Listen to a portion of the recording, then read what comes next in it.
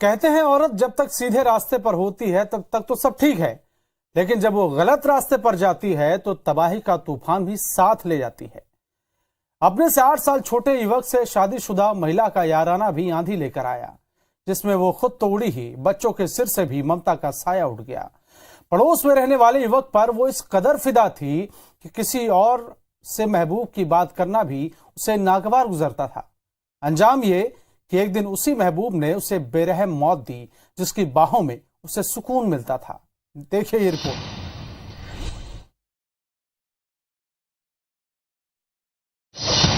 शादी के बाद भी यारी, 8 साल छोटे बॉयफ्रेंड से अफेयर, बन गया जान का दुश्मन, महबूब के हाथों मिली मौत। जमीन पर खून से लथपथ पड़ी ये लाश नर्मदापुरम जिले के लुच गांव की रहने वाली सीमा बाई की है। वारदात 20-21 सितंबर की दरमियानी रात 2:30 से 3 बजे के बीच की है।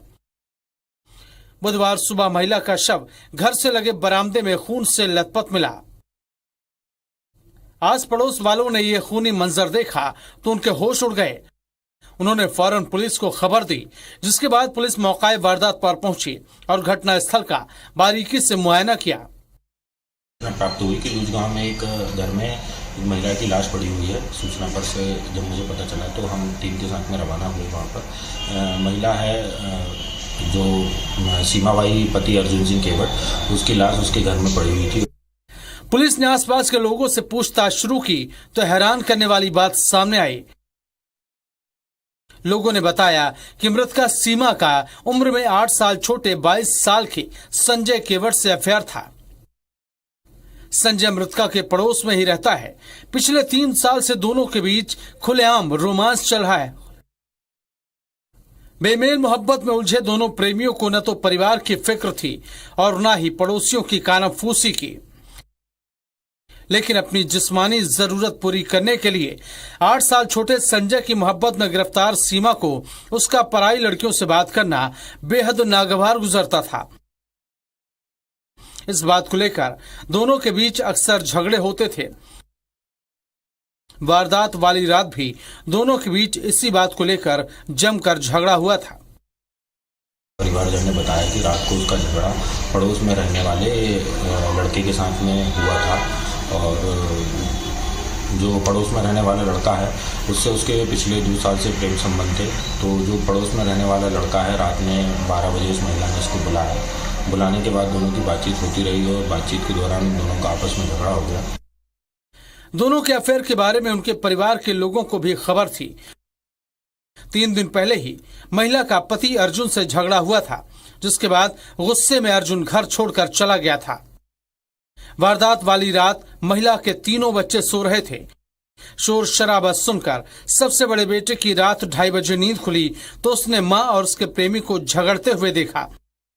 उसने ये बात घर के बाहर सो रहे अपने दादा को बताई, लेकिन सीमा अपने और संजय के बीच किसी को भी नहीं आने के लिए कह चुकी थी।